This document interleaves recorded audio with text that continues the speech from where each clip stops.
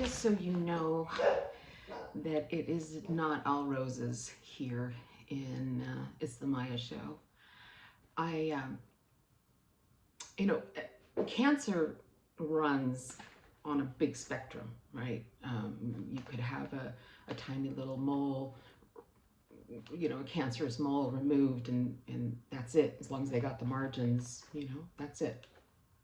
All the way to obviously non-survivable.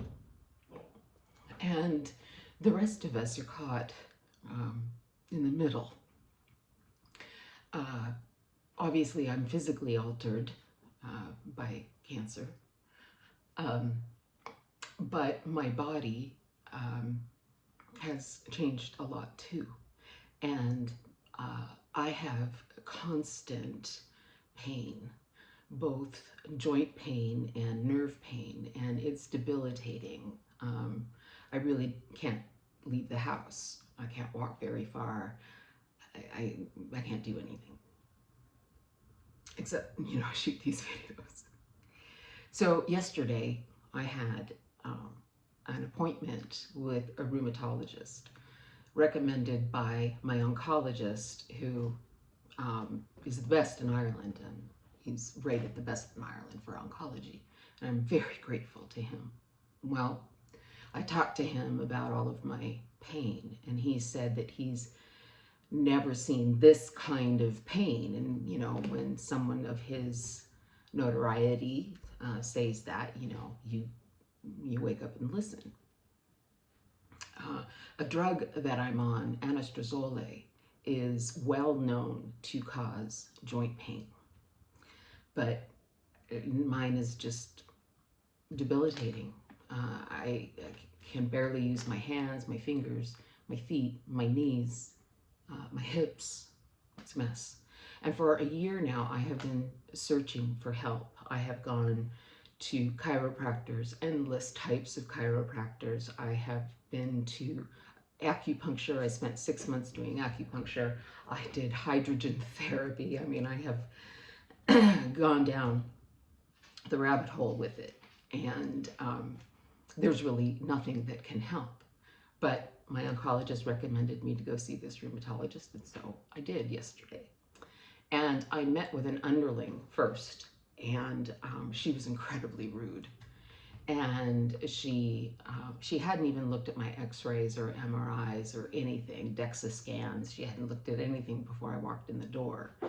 And I told her, to look those things up. And my x-rays and MRIs do not show inflammatories. I don't have inflammatory markers in my blood. I have some kind of inflammation, but it's not the kind that is showing up on anything, right? So she said, well, I don't really see anything here.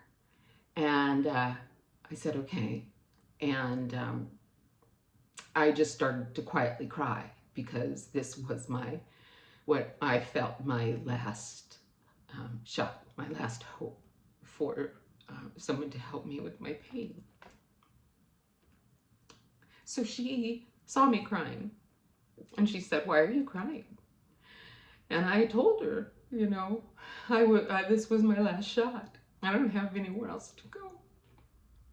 And she said, well, you should be happy. It's not significant.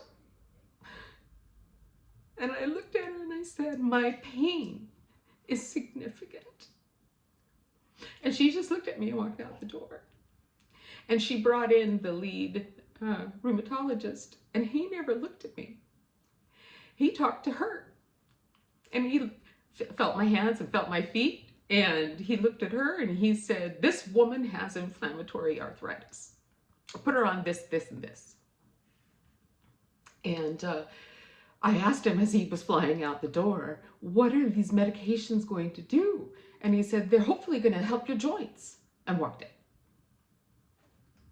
So the underling dismissed me to the waiting room, as she said a nurse would come around to describe the medications and how to take them, blah, blah, blah.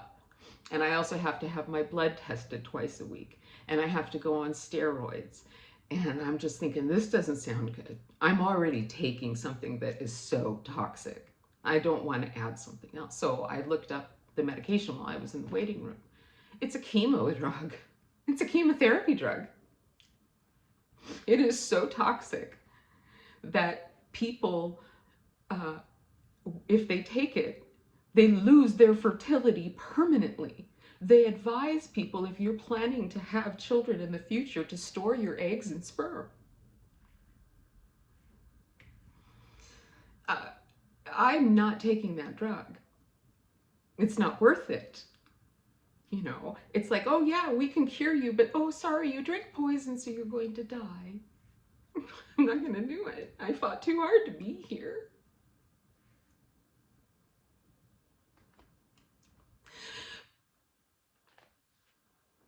So, if you have any suggestions, if you're in my place,